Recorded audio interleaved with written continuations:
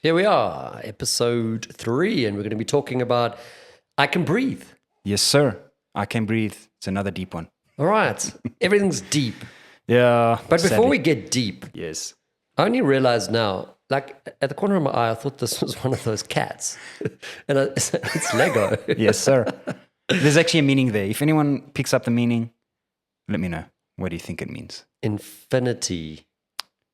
Jacques, you never watched Avengers and the Marvel stuff? I'm not really into those okay. types of movies. So that's the gauntlets, Thanos' gauntlets. So basically the guy that wore this thing wiped out 50% of what the universe population. Okay. Because his was overpopulated. Awesome. Cheers. Now, how does that relate to I Can Breathe?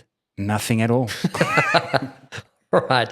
Walk us through this song. What is it about? So it's fundamentally about anxiety. Either you live with anxiety, you learn how to live with it, or you let it consume you. So I think this song's about exactly that. And at the end, it's basically, I always wanted to do a juxtaposition type approach lyric. And I Can Breathe means two different things from when you hear the first lyrics. And again, it's about those building blocks. First verse, you hear a bit of the story. Then you hear the chorus, I can breathe, means the way it's structured, it's I'm anxious.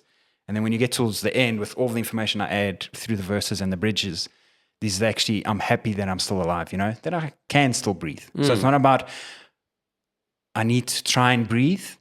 It's about, I actually am still living. But There's also still things to breathing is life. 100%, yeah. So I think that's fundamentally, it's about anxiety, and in threaded through that is all the things that I'm dealing with, or I feel I'm dealing with. Okay. What type of song is it? Is it soft? No, is this it a one's, ballad? This one's a ballad. Is it a dance song? It's a soft one. Like, I tend to see, no, definitely not dance. It's a ballad, soft, and I tend to, from what I've noticed, at least on my streaming platforms, a lot of people don't like my softer music, but it's entrenched in me to rock hard and play soft. I have these two. there's a spectrum. Yeah. Yeah. And I can't stop writing the comma stuff. Okay. So I can take you through it. Take us through it. So, yeah, this particular Why song. don't you play us the first piece? Do you want the first verse? Yes. So it's very simple. And I Okay. think that's the beauty of the song also. That's definitely not the beginning. That's definitely still not the beginning. But we're going to get to the beginning. There's the beginning. So this is literally a D and A chord. And it's a very Beatles thing. And I'm just swapping between those two. I think it's the fifth or the third and the first. As the world around me fades away. Another interesting tidbit with the toms. So there's a bit of a tom beat happening. Let me just play the drums here. Do you ever watch Star Wars TV shows? So that drum beat there, maybe let me go to the bridge. It's actually inspired by The Mandalorian. I love that theme song. Okay. And it had this.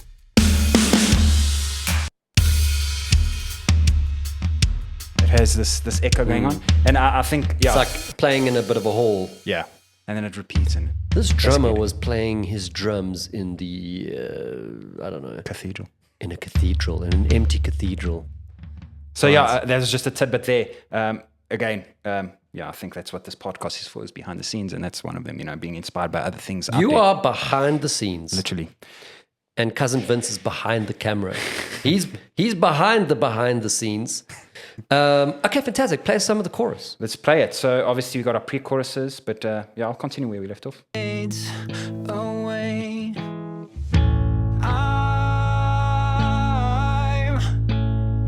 deep thinking, barely controlling how I can breathe. You can hear the pianos again. This song actually has a lot of meaning. I hope to feel better someday. Also from the lyrics, like writing the lyrics, the tension and release, that release, and the way if you change how many words or syllables are in a particular line, it will create tension. And I try to apply that. Hopefully it comes across, but yeah, there's a few techniques they use to create easiness and uneasiness to convey the message. That's But anyway, Yeah, so the particular chords I'm playing is literally D. game in drop D. And the whole song's based like this, basically. And then when I get to the chorus, then I go to like transitional chords. So I still do the D, but I then add A D2. but fundamentally still the same chords.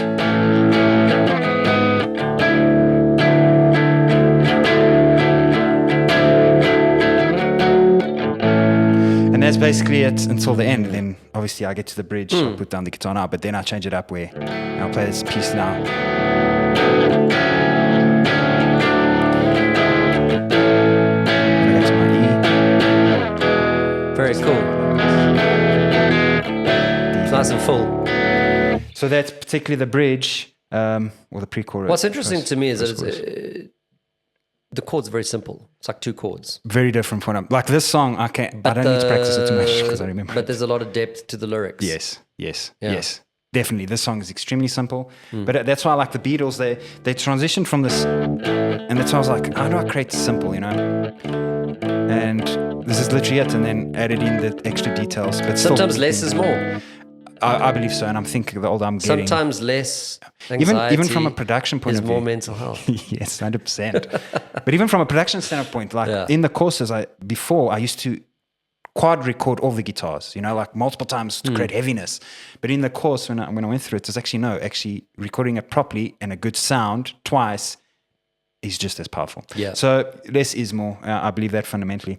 And when you do the vocals, is it double vocals? That's actually a good point. Thank you for bringing that up because it also applied to all the same. I changed the whole production of vocals. There's so many layers. And I think, let me play the bridge because the bridge might be a good one just to showcase that. I'll play everything now.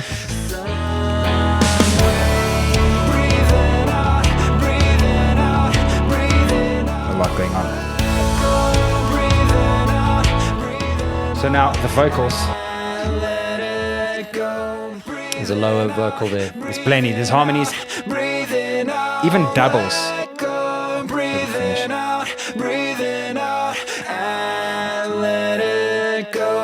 Even one with effect that sounds like this, like Darth Vader. But yeah, the production, I've never done this before. I think I always used to record one take on my vocal and maybe some harmonies left, right. Yeah, but it feels thin when you do that. 100%. What sounds thin? The if sound's full. If I remove all of these guys. We did say we were playing in a cathedral, so it's just very angelic. Yes. Well. So there's a lot of delays, but this is technically just one voice. Boring. Now everything. And then everything.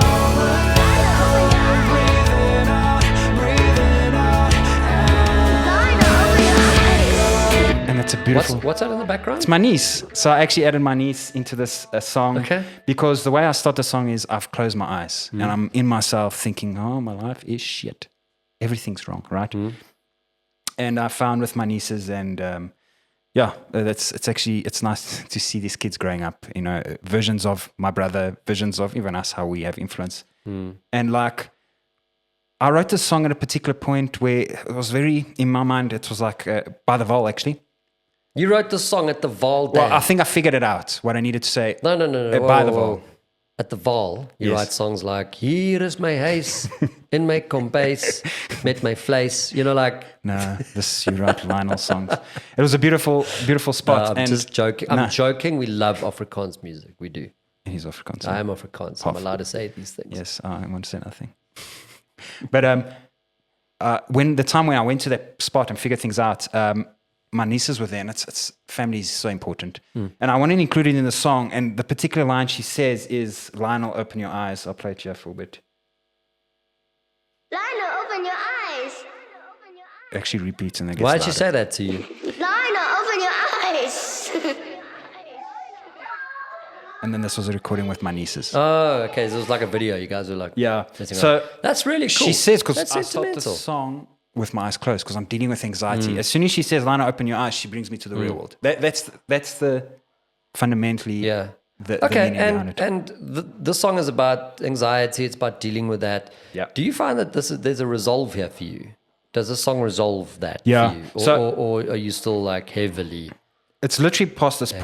point where I feel she comes and resolves it, or she contributes to me. I love that. realizing there's more to life And than kids just do what's that, in you here. know? Yeah, I'm noticing that. Even though I don't have kids do myself, that but when yeah. you're having kids. Okay, we're not going to get into that. What we are going to do is we're going to start looking forward to the next episode where we're going to be discussing Rise, a song called Rise. That's also a hard And we're one. going to see you in episode 4 next.